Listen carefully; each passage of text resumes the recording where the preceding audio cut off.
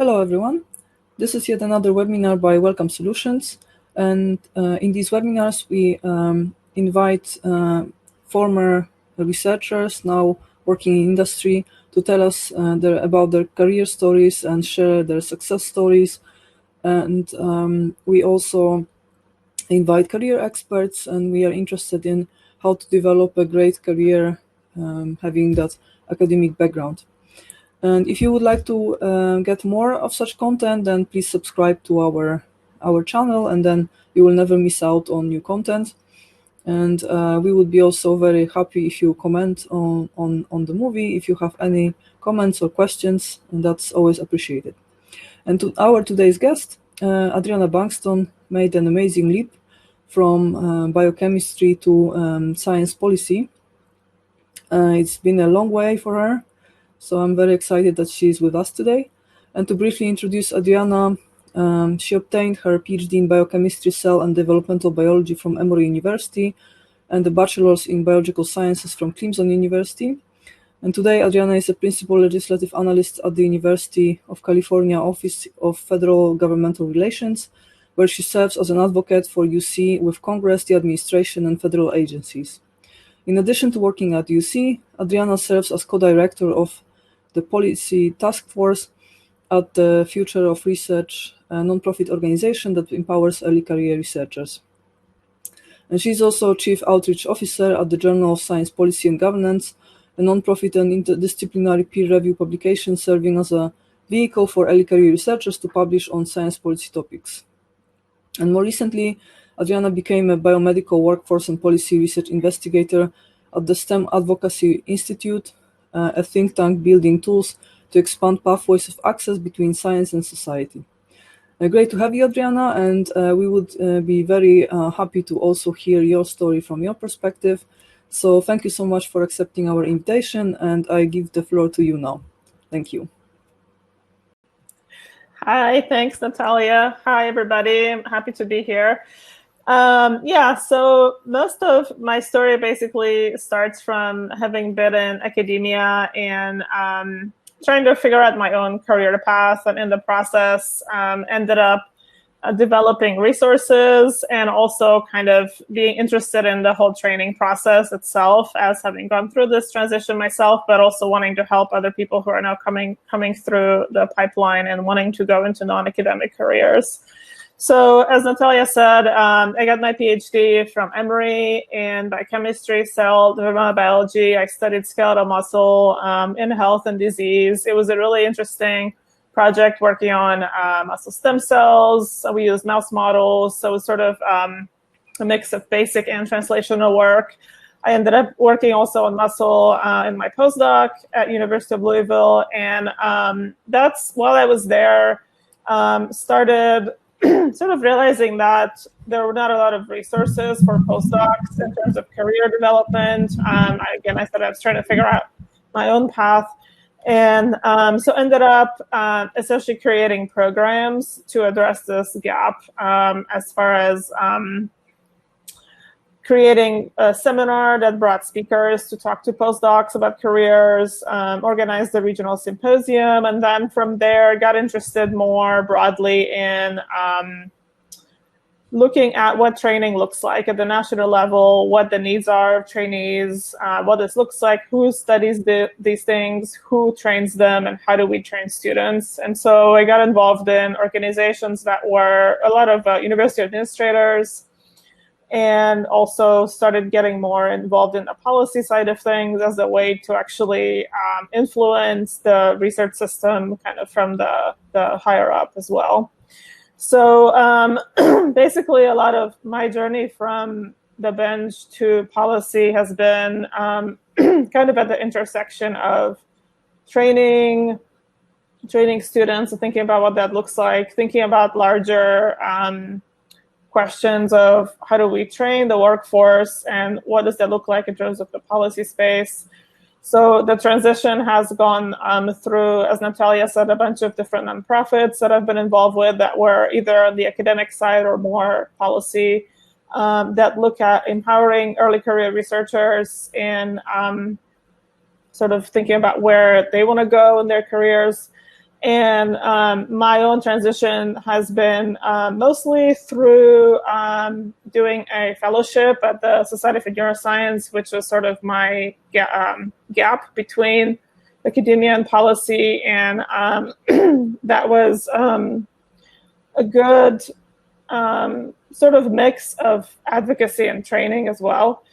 And that was a really good bridge to what I'm currently doing, which is still, doing government relations for a university is still kind of at that point between academia and policy. So that's kind of where I seem to be, and being able to kind of translate knowledge from both sides or in both directions, I guess.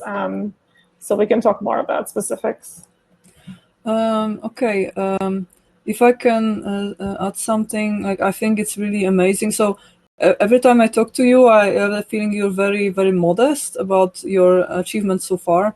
But like the fact is that you made a really big leap in less than 3 years, because to get from postdoctoral research in developmental biology to where you are now. It's a really like large career change, especially given that researchers, like what my experience is that researchers in STEM are not trusted too easily when it comes to managemental positions and any positions that involve public communications. So that's at least my experience and many people I talk to. So you definitely it was I believe this was not easy and it was a long way to go. And actually, some question that came to my mind when you were talking was is this move that you made initially? So the fact that you went towards non-profit organizations first, was it?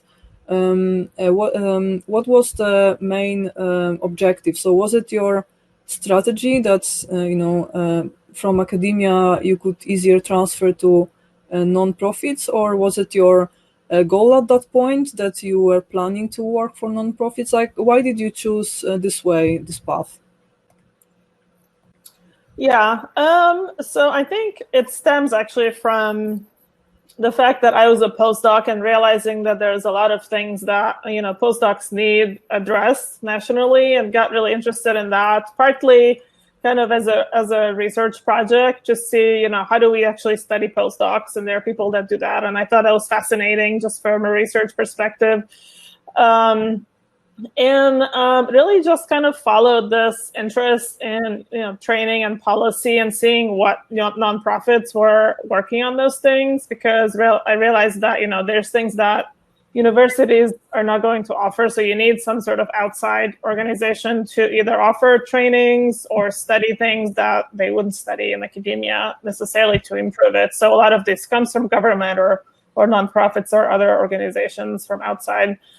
So, my involvement with Future of Research started from that, and that we were working on a postdoc salary project, which is, again, very motivating, having done this right after I left my postdoc, and trying to improve the experience and make this more transparent and showing how much postdocs are getting paid. And so that was a good, kind of bridge, again, because we were studying something that was interesting and important, but also was related to policy, because this project was in relation to federal labor law. So this was kind of the connection between the academic world and the policy space, in terms of that federal policy actually affected postdocs, which, again, I thought that was really interesting, and so a space to actually make an impact in, possibly. And I think nonprofits afford a lot of freedom to do these sorts of things. There are certain things that you can do that you may not be able to do in a university. And I think now there's a lot more even inter-sector partnerships. So, there's things like universities will collaborate with a consulting group or a nonprofit to offer something that they don't have in their institution. So it's becoming more of a kind of collaborative space, I think, in terms of training students and postdocs with between institutions and other organizations. Okay, great. So my next question in that case, oh, by the way, guys, you can always ask questions during our conversation, so we will pick up your questions and address them. So my next question will be, since a lot of people watching these materials, some of us never had anything in common with being with what you do today.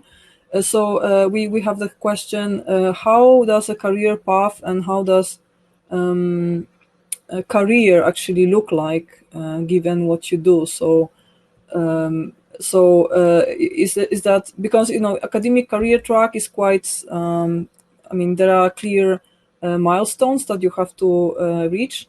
So after a PhD, of course, like postdoc, and then there are these different tiers while you get professorship, so assistant professor, associate professor, at least in most countries. So there is like a clear ladder, but how does it look like in policy? So what is the next step for you? Yeah, so first thing I'll say is science policy is a very broad term and can encompass a lot of different careers. There's a lot of different titles. So my title is sort of, it kind of goes from analyst to, lobbyist, kind of being the other side of the spectrum. So analyst is more sort of you're doing research, you're in the office. Lobbyist is very much like on Capitol Hill. That's your whole life. And so my job is sort of in between that, and I do both. And it's also interesting being in this space. So again, doing government relations for university is only one type of job. So would encourage you to talk to other people who are in policy in other settings, because it may be different. But so by virtue of where I am right now, a lot of it basically ends up being connecting between researchers on UC campuses and Capitol Hill. So they come to DC and advocate for their research, either individually or in different groups or events. My sort of day-to-day is kind of a mix of, there's a lot of different meetings at different levels. So as Natalia said, we intersect with Congress, federal agencies, and also other groups. So we are sort of at the intersection of looking at what funding agencies are doing, what other groups are doing, like higher education groups. And there's a lot of groups that you might imagine focus on issues that affect institutions within the system. So I think, so what I would say is that compared to the PhD space, there's a lot of project management and working in teams, which is something that I took from there and is useful now. What I would say is different is policy is a very people-oriented job, and so you really have to, a lot of times, kind of be out there and be able to do it on the spot. So a lot of it you kind of learn as you go, and you're kind of thrown into whatever's happening, and it's very fast-paced, which is maybe challenging for scientists because you're used to, practicing and preparing for some meeting that you have, which you still have to do, but a lot of times things just sort of happen and you have to respond and kind of be on your feet and go do something or write a statement quickly or go have a meeting about something that just happened that morning, that sort of thing. So I think that's exciting. It's a skill to be learned for sure, to be able to kind of think on your feet and respond to different things. I think in one other thing that's really interesting in my current role is that there are a lot of people from different backgrounds. I'm actually the only one that has a science PhD. So it's an interesting space to see how people from other backgrounds think about the same issues, like people who are coming from law or public health. And, we all work together to write some sort of statement from the system on a specific issue. So that's really interesting. And that was one of the things I think that they appreciated about when I applied for this position, that having a research background, and you can sort of understand both the perspective of the researcher and the perspective of the policymaker being kind of in this middle space, but having gone through and lived through grad school and postdoc, you really know what that's like. And so that's something that I think is valuable for them in terms of having a scientist in the office and among other backgrounds. So actually, I have a question related to the management in your workplace. And I'm very curious how it looks like, because recently I work a lot doing field research and preparing for creating aptitude tests that I'm working on. And what I experience is that people who work in big public institutions, they often complain with very weak non-involved management. And I think, well, when you think about it, it's intuitive, because private companies, they have to be very efficient. And if they are not efficient, then they will not survive in the open job market, in the open market. So for private companies, management is this backbone that keeps a company together and allows company to move forward. And the bigger the company, the stronger management it has to have, because otherwise it will just fall into pieces. And public institutions, they have this external inflow of money at all time, and they don't need to be as efficient. And in many cases, at least this is what people tell me here in the Netherlands, it's the case that management is not involved and almost not present in daily life. And if some situation, like unprecedented situation, like a corona crisis happens, then all of a sudden there is big chaos. That's exactly the reason, and the chaos can hold for weeks or even months, and that's exactly why. So that's why I'm curious, how does it look like in your environment. So I like to ask, who is your boss, and what is your relation with your boss? How does the dynamic look like? And yeah, we're very curious to hear more from your side. Yeah. So to an extent, I think it's probably unique to this specific role. Probably some of it overlaps with other public schools, but what I would say is, so there's a lot of moving parts here. So first of all, the office is interesting in itself because we oversee the entire UC system, which is exciting and challenging at the same time. So there's a lot of campuses in the system. The office, basically the structure is 3 different branches: research, healthcare, and education. We sort of have people at the analyst level who report to the directors. So I report to the director of research, who then the next level is the vice president, and that sort of executive office, who reports to the president of the university. So we're really like under that central area. So I think, personally, the management, I think, has been really helpful.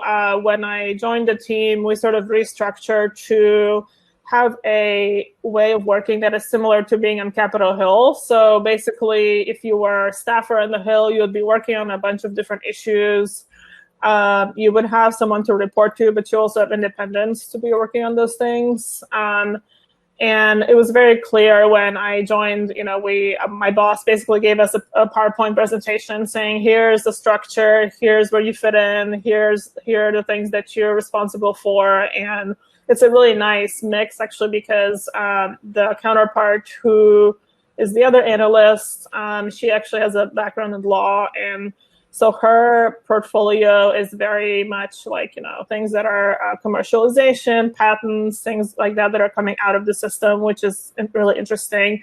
And then my position is matched basically with my scientific background. So I follow a lot of things that are NIH and NSF, animal research and things that are related to what I would have done in the past and know how that works. There's a lot of things around open access now. UC, I think, does a good job with responding to these things. I can only speak to it, I guess, from my experience, but I think it's a good structure in that whenever there's something happening and we write a statement, it's a pretty clear process of who writes the first draft, where it goes to, goes to the president eventually. I think they have a good structure in place to kind of move things along in the system, and that's been helpful with COVID as well. I think, there's a lot going on. You can imagine there's a lot of different campuses, and research topics to be affected by COVID, and keeping that all moving has been pretty smooth, I think. Partly because the management has been really effective, and we do our part kind of at our level, I guess, the analyst level, but that goes to a lot of different groups as well. And then as I said, like, we interact with funding agencies to let them know what we're doing, and they tell us what they're doing. We try to interact with each campus, so this is again unique to this role in that we also have calls with government relations people from each campus to make sure that we know what they're doing and they know what happens here. So I think, as far as I'm concerned, the management has worked really well. I feel like, it's a good structure, and that's always good to know when you come into a position, to know where you fit in, what your role is, and what your limitations are, what you're supposed to do and not. And I have a good relationship with my boss, and he's been supportive of sort of my other interests, which relate to advocacy and training and workforce development. And so I'm doing some of that as well, which kind of fits into the research portfolio. And so I think, I think those are kind of the main things to keep in mind, is that I really appreciate that the work that I'm doing is well matched with my background. And also just knowing kind of where you fit in the whole system, because it is a really big system. And, I'm really impressed about how they're kind of keeping track of what everybody's doing in it. I can imagine. Like, I can't even imagine how complicated it must be, especially given that, you are in the US, and I guess the federal law is also, there's this, multiple levels, and like you have the local regulations and you have the federal law, and it must be very, very, very difficult. And actually, since you're not born in US, I have that question: do you now perceive yourself as an American, or do you still feel that there is some European in you, that will always stay, and some part of your identity is European? Okay, I didn't expect this question. I actually feel very, very American. So I came here when I was 19. I went through, my whole education here, college and grad school and postdoc. So I've been here pretty long. My family has a history of having traveled and lived in the US in different parts of their life. So my grandparents lived here for 10 years. My uncle and aunt lived here for a few years and went back. So I've always been really interested in US culture and wanting to come here to study. And, where I come from, there's not as much opportunity in research and science. So that was always attractive, and it was a great opportunity to come here and study.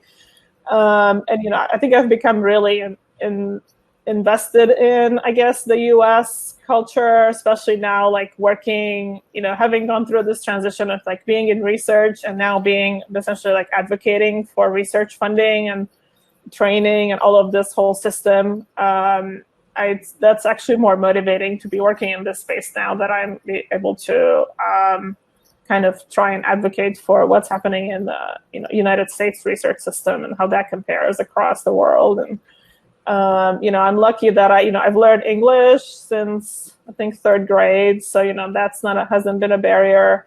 But I don't know. I think there's something about just coming from Europe to here. It's like an attractive endeavor to think about especially when you're young and wanting to, get your career going in your education. So it's been, I feel much more American than anything else, honestly.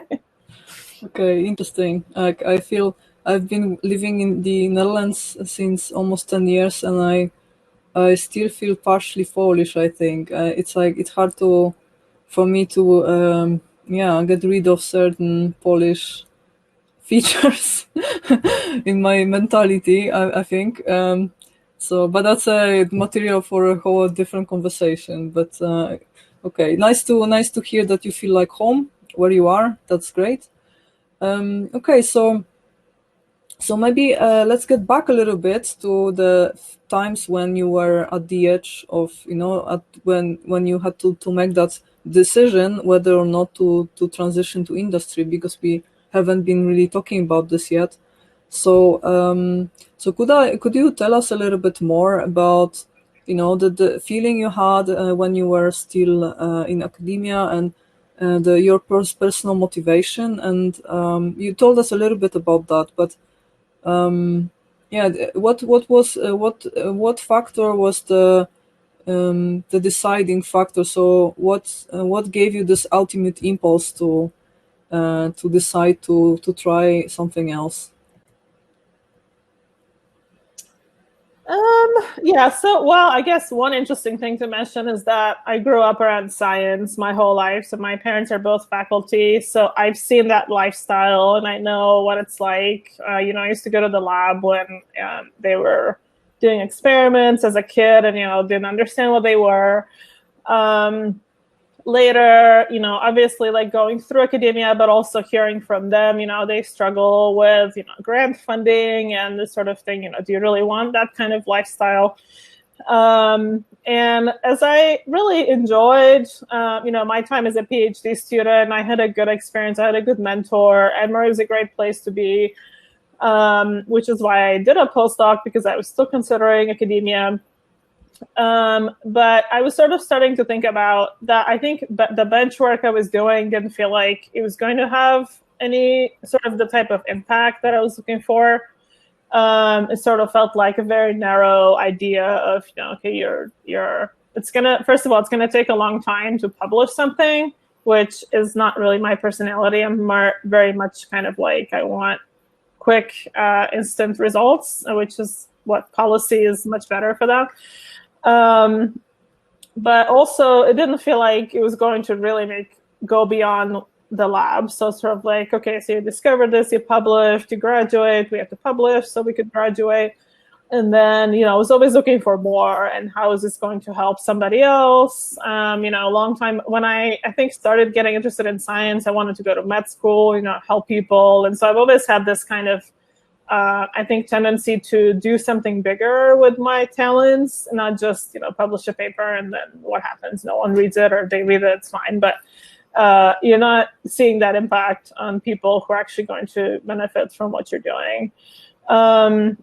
So I think a lot of these things have been kind of, again, like from my personal story of not knowing really what I wanted to do, and realizing that there were not resources for people to do that. And so that was very motivating for me to create something that was going to help the next generation kind of transition out, and not just out necessarily, because being a faculty also requires a lot of skills that are not being taught. So I think it's just more broadly about how are we training the biomedical workforce, and what does that look like if you want to be a faculty, what kind of things you need to learn.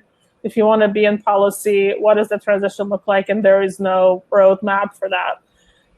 So I think that's just fascinating, and has a kind of a broader view to it, I guess, that what you're doing actually might impact more people.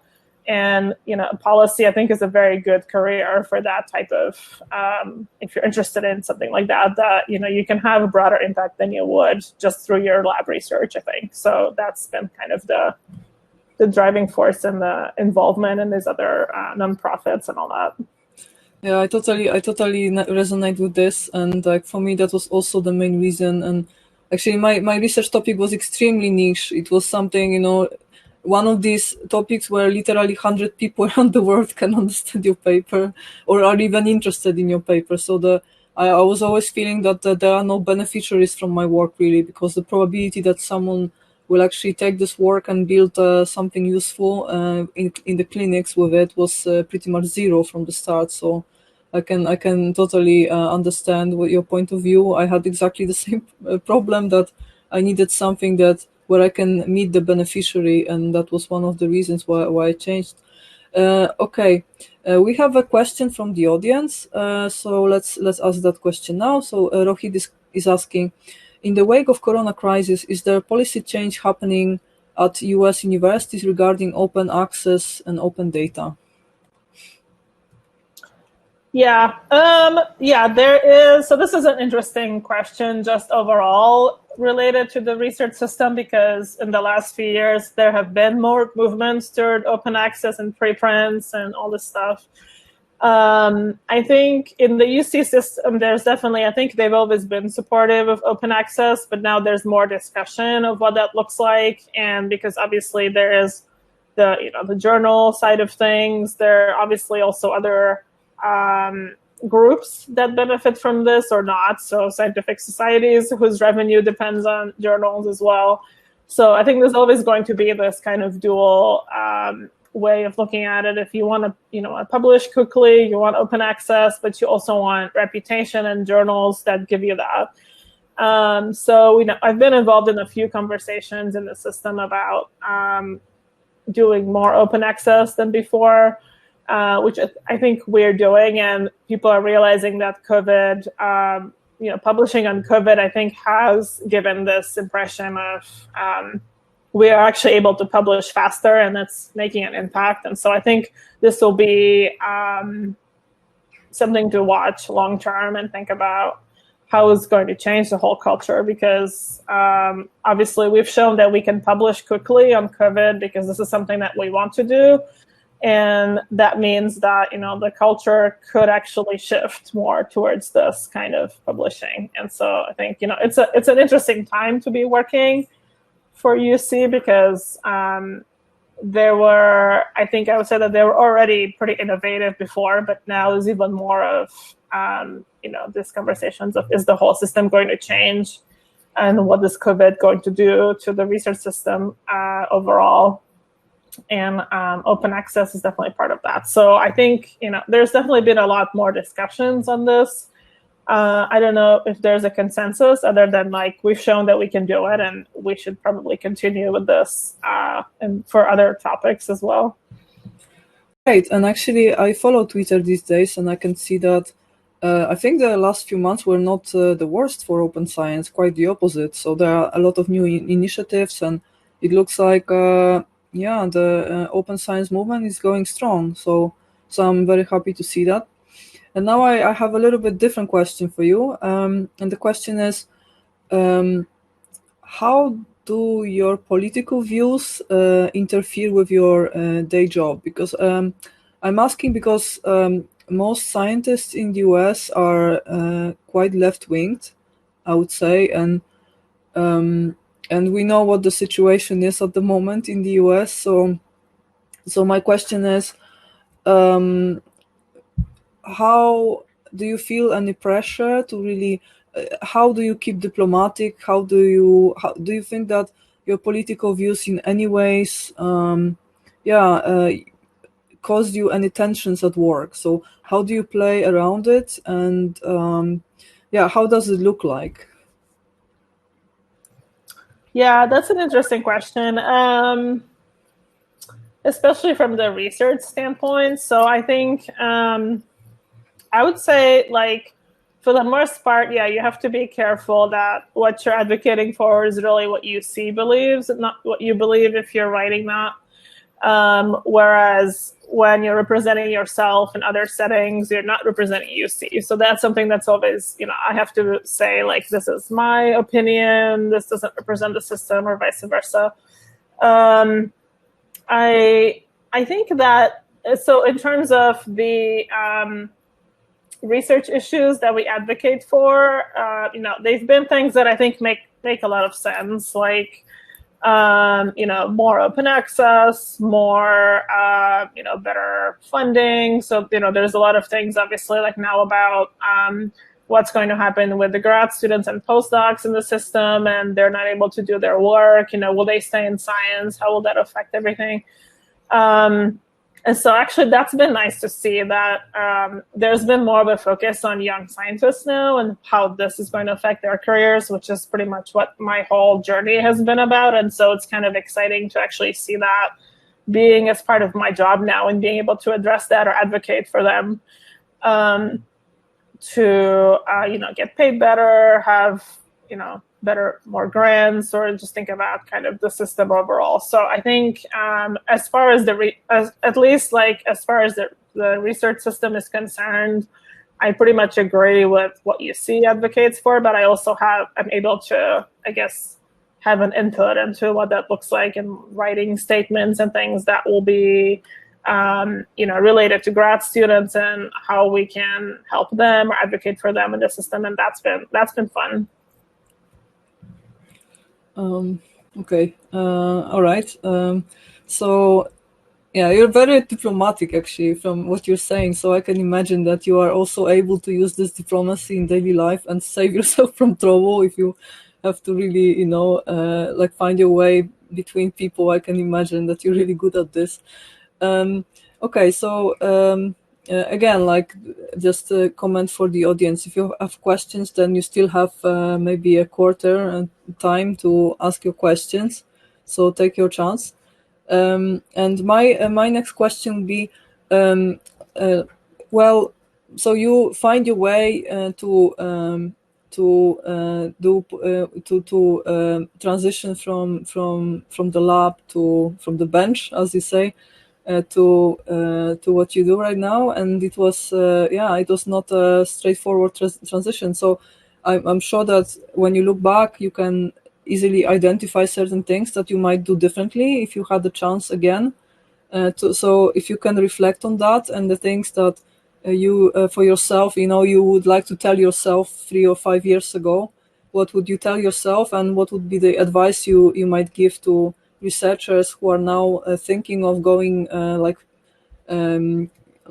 going your way and actually going towards policy? Yeah, that's a big question. I think so. Personally, I think what I would have done is start exploring sooner, because I didn't really do it until 6 months into my postdoc. Because when I was in grad school, sort of like, I like this. This is something I know how to do. I will stay in academia. And nowadays, there's a lot more grad students who are doing it early, their second year or something like that, starting to think about what other things they can do, where to find those. So I do informational interviews with them, which I also enjoy. They're basically calling to say, like, can we talk about science policy for an hour in your career? So it's interesting to see that, there's more, I think, an awareness of this earlier on now by grad students, and that I was not like that when I was a student. I was sort of like, academia, that's what I want. I was very focused on that and didn't look elsewhere. And then, probably I wouldn't have done a postdoc if I knew what I wanted to do otherwise, and just would have done that straight after grad school, or maybe not even a PhD. So that's another story of whether you need a science PhD or not. I think, so I guess what's been challenging, I think, is it's sort of a different way of thinking about research. Is that, obviously when you're in the lab, you're very focused on your project. You're really a specialist in that, and you're an expert, and you know everything. And policy is very much like, a little bit about a lot of things. So you're very much like a generalist kind of thing.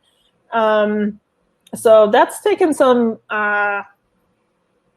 skill and learning, I guess, because my tendency is always to go very deep and understand the details, and that's sort of the scientific and academic training that and having a lot of time to think about something, and here sort of like quickly look into this issue, write a statement on the other issue. So you're very much like, it's a fascinating role in that you get to learn about a lot of things, but you also have to be very quick and be comfortable with the fact that you won't know everything about it. You just need to know enough to be able to write whatever your boss wants you to write, or whatever the task is. And that's also a skill, actually, to be able to figure out what is the minimum background but sufficient background that I need to actually write this in a I guess evidence-based manner, but not necessarily getting too deep into it. So it's taken a while to learn how to think about this in like a very broad perspective, as opposed to the very detailed way that you're trained as a scientist. So yeah, I think that's what I would say. That's what I would do, is I would explore sooner and talk to people who are in positions that you're interested in. And you never know. I think it's always good to grow your network, and that's very helpful in policy as well when you're looking for jobs, and just to it's interesting to hear what people are doing day to day. And you never know when those people might help you down the road. So it's never too early to network and do that as a grad student. That's something that I think has been really helpful when I started, and I can understand it's not the most comfortable thing to just do a cold call to somebody and say, can I talk to you for 30 minutes? But people are happy to do that, and I'm happy to do it as well if people want to chat more. I think it's always nice to give back, and people do that once they've kind of gone through a transition, or you can always learn and grow from your current position. Just because I have this role, it doesn't mean that this is the end. So I think it's the beginning of this. So but I'm happy to talk to students who are interested in this and want to transition. Oh, fantastic! Because you might expect some follow-up questions later after this webinar.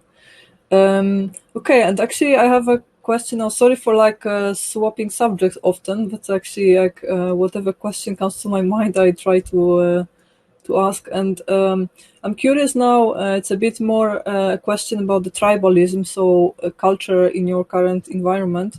And I'm curious because in different environments, people network and build their personal impact very differently, and there is just a different default way of doing it. And like in academia, in the last few years, Twitter became really powerful, and today scientists they build a personal impact by building their network through Twitter and Twitter following. So that's the default way of doing it, and you don't see much movement and much activity from researchers on LinkedIn, for instance. Like most researchers have some profile there, but they are not very active on LinkedIn. They rather treat this as a form of a business card. You just create a profile, leave it there, but in fact you are active somewhere else.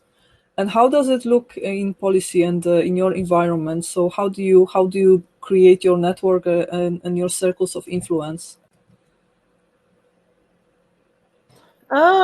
Yeah, I guess that's an open question as I'm just kind of starting out. I think when I started and really didn't know anything about policy, that combination of social media and LinkedIn was really good. And, I mentioned that I went to conferences where I met people who were training students and postdocs. And so being able, obviously conferences are helpful. I think, when you start out to think about professional development sections of the meetings that you go to, Twitter is really good. There's a lot of people who are in policy on Twitter. The groups you should follow, like AAAS or other things that you can really see what's happening in this space just by following the relevant groups as well.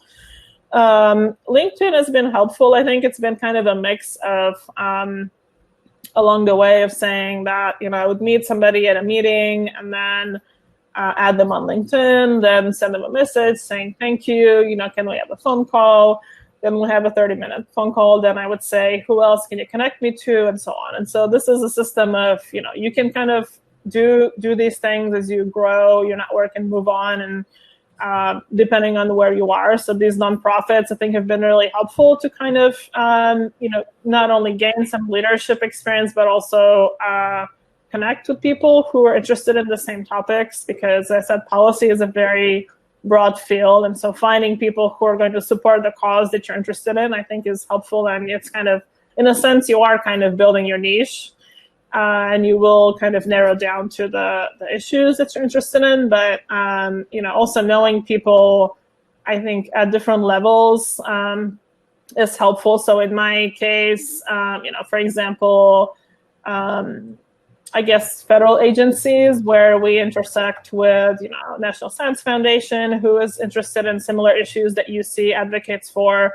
and we have conversations with them. And so I think there's different networks in different groups, but also different levels. So there's things like, who does my boss know? Who do we know as a system that we want to talk to? So there's different type of networking, I guess, depending on where you are and what those people care about as well. And there's a lot of meetings. So again, some of this is pretty regular throughout the year, but sometimes things come up. So obviously, when COVID happened, we kind of have to shift quickly and adapt everything to this. And then you might end up having to build new networks because of whatever's happening federally. Then you have to reach out to this person or that person who's doing that. So yeah, I think that when you're there is a difference between kind of when you're starting out as a student and when you're a professional in this space. But again, here I'm sort of leaning on the network that my boss has, and then again, depending on what the issue is, who else is in that space, and who do we need to know and connect to, who is interested in that issue, or what organization is working on that. So I think it's a lot of different levels that can be leveraged to an extent based on this role. So if I email somebody and say, I work in the UC system, this is what I do, and can you connect me to this person? There's a certain weight that comes with that, right? But then also, I'm also kind of the, an entry-level person in the system. So there is a certain level of, who do you connect to? Who does your boss connect to? A lot of levels. Actually, what you're saying very much resembles how people in business connect. That's my impression. So I can see that the business circles in the Netherlands, at least, this is how they usually connect. So it's like literally very direct, this is who I know, this is who you know, how can we trade connections, and how can you get me to this or that person, and that's very straightforward. So that's also maybe a good advice to give to young researchers, that you have to become a bit more explicit and don't expect others to read your mind. Just tell them, I need this connection, give it to me, like I really need this. Could you do this favor for me and just put me through? And this is how it works in this competitive fields where you have a lot of people in one place and you have to really find your way between people. So you have to be more proactive and you have to be very explicit, and there is nothing wrong with this also. So it's good to actually say it also loud, that you have to stop thinking that because like we are I think from the very start, from early school education, we are taught that we have to be modest and just our work speaks for us. We don't have to use elbows, and we don't we just have to do a good job. But once you go out there to business or like big public institutions, then whereas crowd of people, and you have to be very I wouldn't say pushy, just you have to be very clear about your intentions, and not be intimidated to ask for help as well. Yeah, I think there's a certain level of, you kind of have to learn how to sell yourself to these people and different groups that you're not used to, because you're only used to talking to scientists. That is a big part of this transition, is learning how to talk about your research to a policymaker or someone in the public or anyone else. Definitely encourage that. I think, it's an interesting space, I think, to be in this position now, because there's a lot going on, but COVID, I think, has made it both more interesting and more complicated to be in a university now. Yeah. Right. Okay, so let me ask you this: like, when do we see you on the Hill? Well, you're smiling. Yeah. That's a sign that you actually, there's something on your mind, and like you have to tell us now. Well, yeah. I guess the question is like, kind of what the next step is going to be. So I think, being on the Hill, as I said, it's part of my job, in that, we're essentially, like, as a government relations office, we are the connection between the researchers and the Hill. So we, take them around to meetings, advocate for their topics of interest, which is good, which is also good for connections, because you get to meet staffers on the Hill. That's something that, I'm considering as a potential direction in the future. Again, I'm always looking for more impact and where that's going to be. So there's sort of, I think, two things I'm sort of thinking of. So I think, being on the Hill is obviously kind of where the action is, like, where the bills are written, the votes are happening, all of this. Like, I would love to be working there. But it's also a very hard space to get into if you don't know people, and it takes a while to build that network. So, that is something I'm thinking of. The other side is kind of this interest that I have in training and like thinking about, I could work for NSF, for example, something like that, where like you develop a program that could then affect, basically all of the institutions in the US, because it's coming from a funding agency saying, here's what we require, here's what we want, and like hopefully would be implemented in different institutions. And so that's also really attractive for me right now. And that, again, like being in the system now, I think is there's a lot of influence here, but there could be more depending on like what setting you're in. So like being in a funding agency, I think, has a lot of power. Being on the Hill also is very impactful. It's just a different type of impact. Okay, like one question that actually just came to my mind, and I'm curious because, like you, like ever since I know you, you always had a few different jobs, and I'm just curious if this is if this is if this is expected of you in this type of role that you're in, or this career path that you're on, that you're expected to multitask and to build your portfolio of projects this way, or is it your personal ambition? I guess it's a little both. A lot of it comes with the job, which I actually like a lot, that there's so much variety, that every day is different. So there is a mix of, you're writing documents, being on the Hill, and so sometimes it'll be like, I'll be in the office for a week. Sometimes I'll be on Hill for a whole week. There are certain elements of like you're doing, you're writing, you're in meetings, you're learning how to network. You're interacting with different groups, right? So interacting with the Hill staffer is different from talking to somebody at NSF, right? And so you have to know how to do those things. And I think, it's a very interesting position in that you do actually get to do a lot of things just by the virtue of what the role is. Everything else is pretty much just my own motivation, but I'm sort of trying to infuse everything into this and seeing kind of what's going to happen later. But all of my interests are related to kind of improving research and higher education, training, workforce development, and transition into policy. So now I'm more in the space of being interested in how do we teach trainees how to transition into policy careers. I'm actually working on a course on this through one of the UC campuses. I do informational interviews. So some of it is sort of like my personal interest and motivation to train students, because I've gone through the transition. I know it's not easy, and I like to be a resource, but then I'm also trying to kind of infuse that into my job. And it's kind of both ways, because workforce development is a big part of research. And so that is, as I said, I'm excited to actually be able to work on that and get paid to work on what I want to do. But I also do it in my free time because it's something that I'm interested in and care about.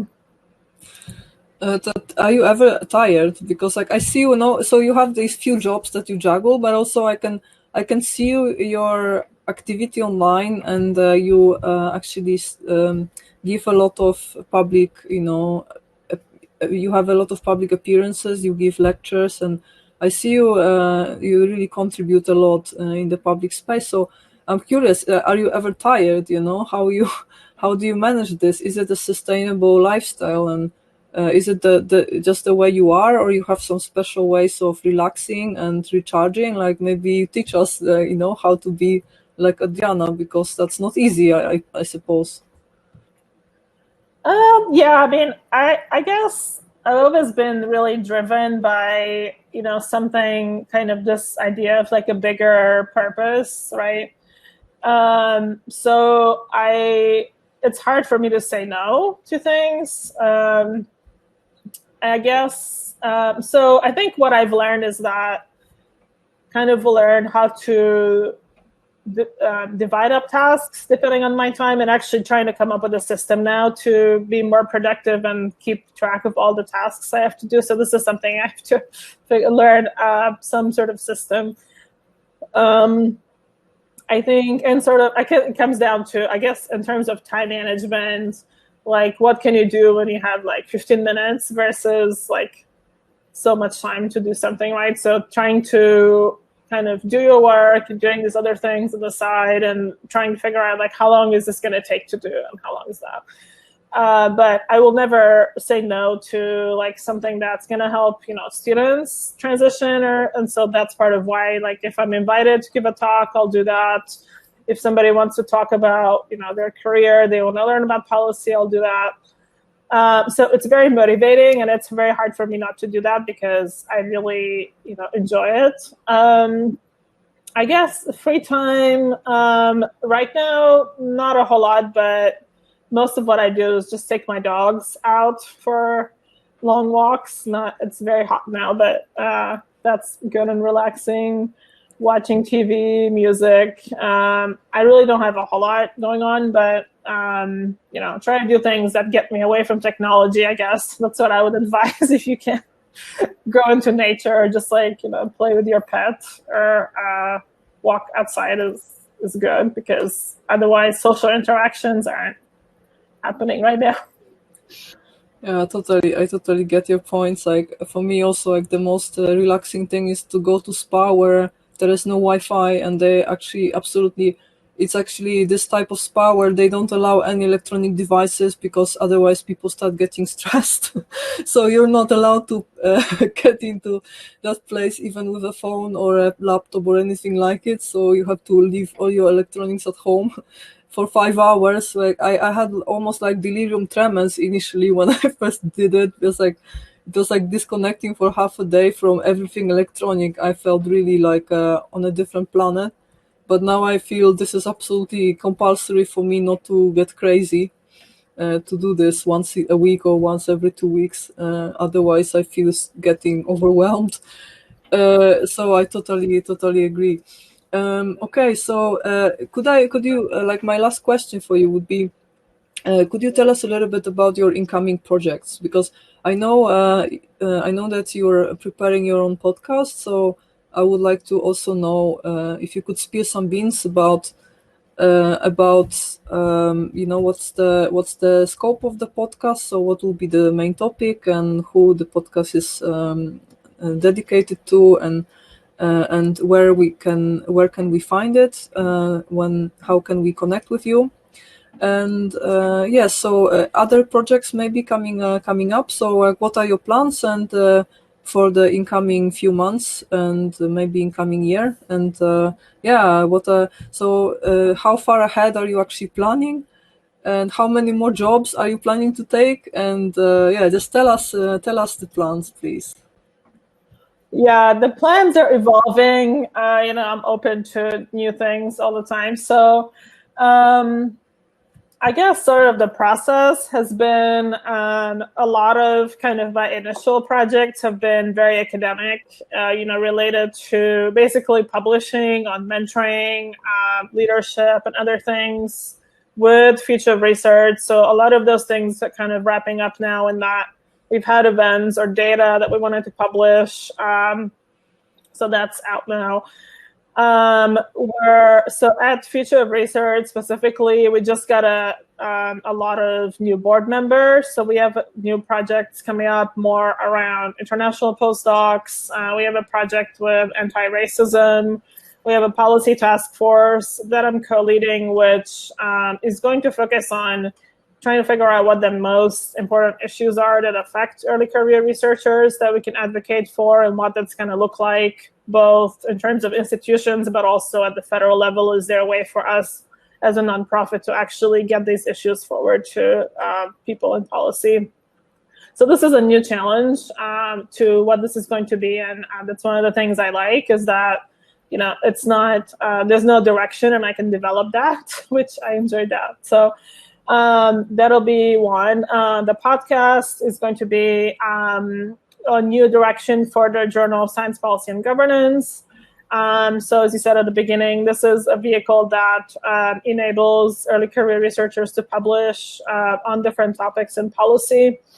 And but we really haven't sort of spotlighted them beyond that point, sort of like the volume was published. And so we're trying to go beyond that and get sort of, again, their stories out there and their publications. And this is going to be a weekly podcast called SciPol Soundbites, so meant to be pretty short. Just saying, what is your publication? What is your motivation to publish? Where can people find you, etc. So it's a little bit going beyond the publication. We'll be on YouTube and SoundCloud, hopefully to release next week if everything works out. And then we will, we have different partners for specific issues. So this will be interesting and hopefully be able to disseminate in their networks as well. So this has been an interesting challenge too, because I've never done a podcast before. And again, enjoy anything that's new and it will teach me something new. But it's been interesting, and didn't realize how many things go beyond, behind the scenes before you can release the podcast. There's a lot of elements in there. What other things? I think, and my newest thing has been getting involved with the STEM Advocacy Institute. So actually, you did mention that. So this is another. It's basically a think tank that builds tools to connect between science and society. And a lot of it is focused on underrepresented groups and also undergraduate students. So trying to think about how do we, again, build a pipeline from early on, which isn't something I'm used to. So I've never really done anything around undergraduate training. But again, science policy, I think, can be a good bridge between, again, academia and sort of society and where that goes. And again, do we need to train undergrads in policy, for example? I don't think that's something that is very well known. So it's going to be, this is another project of, how can we make this transition easier? There are some tools we can build. Can we focus on earlier students, like undergrads, for example? So this is a new project that I started a couple of months ago and still brainstorming what that's going to be.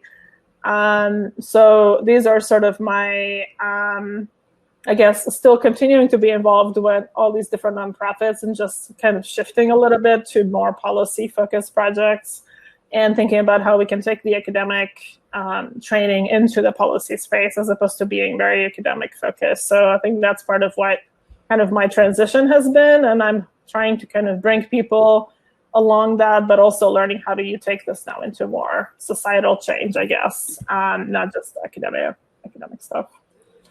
Yeah, I really admire that you, you want to help people find, follow you in that sense and teach people how they can achieve what you achieved so far, and that's great. But I can imagine it must have involved a lot of self-management, and it's something that you have to do for yourself, and it's like you are extremely proactive, and I think this is the key to success here. So it's really extreme, you are extremely driven, and I really love that about you. It's really exceptional. And I would like to thank you very much for giving us all the insights today. It was an amazing amount of information.